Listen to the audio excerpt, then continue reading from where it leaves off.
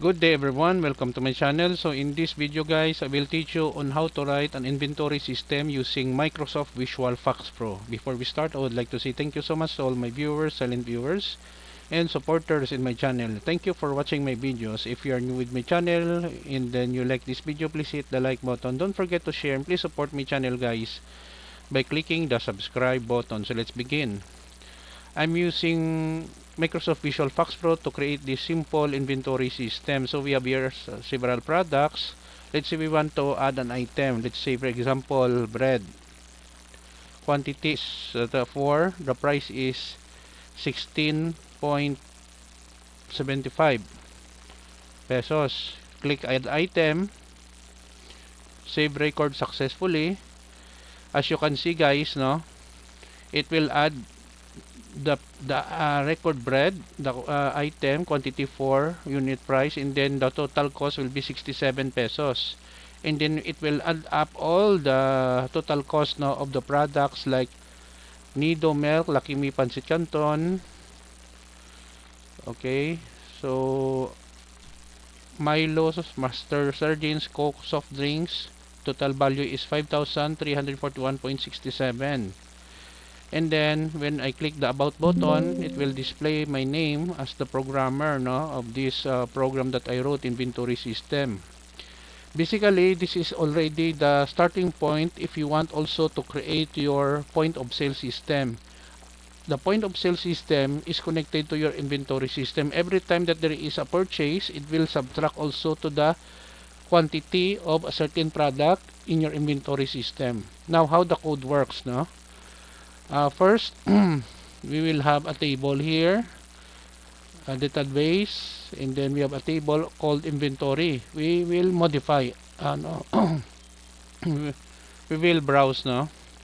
So we will have an ID, item name, quantity, unit price. This is our field, no.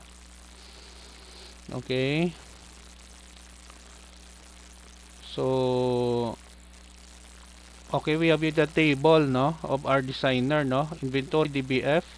We have item ID, integer, auto increment, the size is 4, item underscore name, the name of the product, character, the maximum number of characters is 50, quantity integer 4, unit underscore price numeric with 2 decimal places. Okay, so that's our table, and then the database inventory, they are all the same. Let us go to our document, our inventory. Let us modify, no? Okay. So we have here several text box, txt item underscore name for item, quantity, txt quantity, unit, txt unit price, and then we have here the grid. Now, take a closer look, ha. Before you can have total value here, you create a procedure. Update total. Where do we create this procedure or method? We go here to form, select new method, no. So in this case we have already create the method update total, and then we have a variable in total, select inventory, the name of the table, scan. So add, this is the formula, quantity multiply product. It will add all the quantity and the price, no, total sum, and scan all the records, and then display here, transform in total in 100,000 here, update total label. Now let's say we need another procedure called init.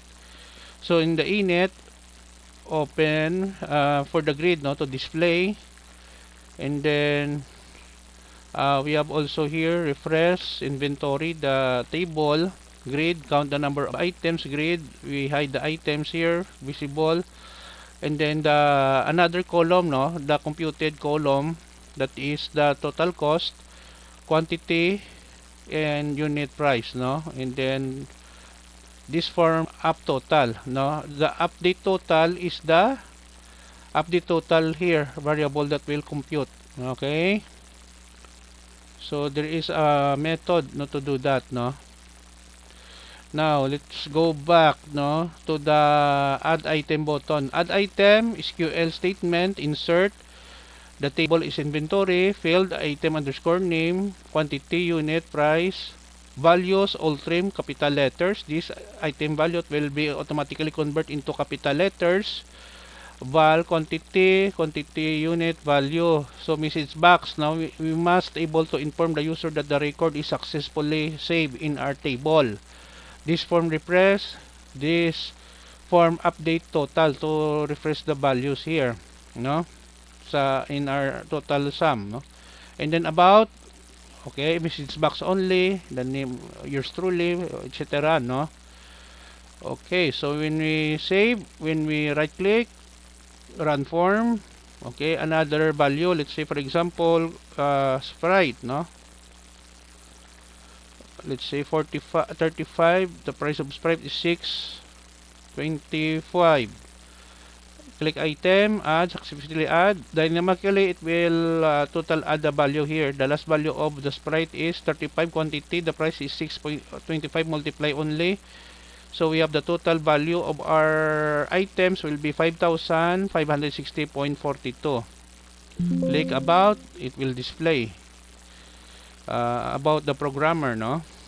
So if you need some software development project, you may contact me, no, at my email address jakerpomperada@gmail.com, or you want to visit my website at jaker, missing r here, jakerpomperada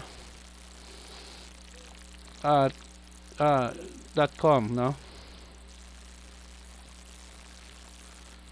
Okay, let us run again. Save. Just wait. Okay, this is an error in FoxPro. That's the normal thing that happened, no? Let us run again, guys. Sorry for that. Okay. I don't know if the installer is corrupted or our code, no? Let us suspend. It happened several times already. Okay, close. Let us modify the code. I think. Okay, save, run again.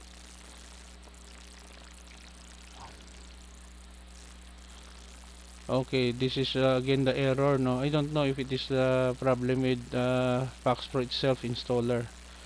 Anyway, guys, that's it, no, for our tutorial video for today. A simple inventory program in FoxPro, Visual FoxPro. Please like, share, and don't forget to subscribe to my channel. Thank you so much for watching and listening. Until then, this is your friend Jay saying bye bye for now.